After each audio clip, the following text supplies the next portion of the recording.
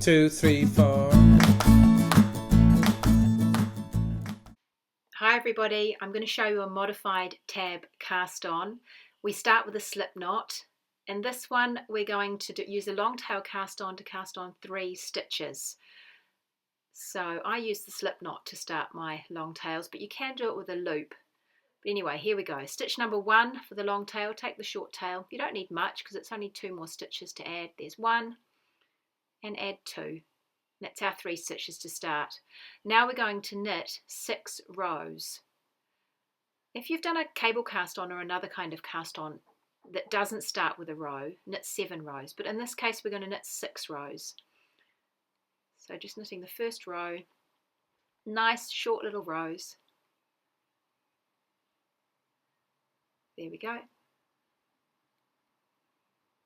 And I'll speed up a little bit and knit this next lot a bit faster so we can whip through all these 6 rows really quickly. There we go, fast as. Knit, knit, knit, knit, knit. Now when you finish, you'll see you've got your tail on the left hand side of the work. It's on the top of your edge. And I want you to notice the 3 purl bumps that run down the side. Now it's the middle purl bump that we're going to be dealing with when I come to talk about it. And I'm lifting it up here. Here we are, you can see that. That is the stitch. When I talk about knitting into the purl bump, that's the stitch.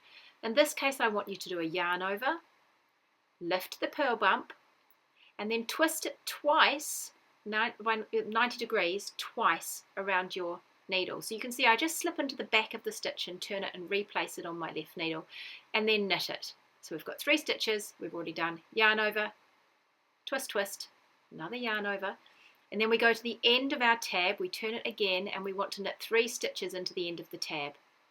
It's a little bit fiddly, but you can't go too wrong. Just find 3 little holes to knit into. So there's 1. Find another little space to put your needle. Knit 2. And then the 3rd one can be a little bit fiddly. So we'll just pull it out a bit to give ourselves some room.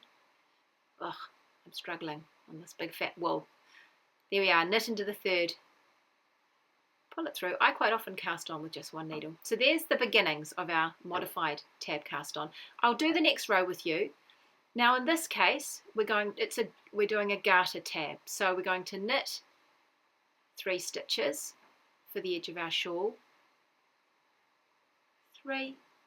Then we're going to do a knit, yarn over, knit. So you knit into that yarn over, you do a yarn over, and then you knit again into that front leg. That's a knit, yarn over, knit.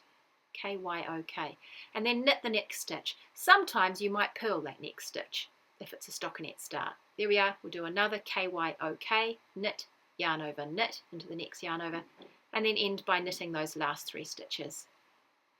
Makes a beautiful gartered tab. So what happens is that your eyelets run the full length of the top of your shawl. You don't end up with that funny little patch in the middle with no yarn over holes. So as you can see that middle stitch looks like it would be a regular row, and you're left with those nice 2 holes. I'll turn it up the right way so you can see. When you're looking at your shawl from the top, that's the top edge, and you'll have 2 nice holes, yarn over holes, and those holes will run the full length of your crescent shawl. 2, 3, 4.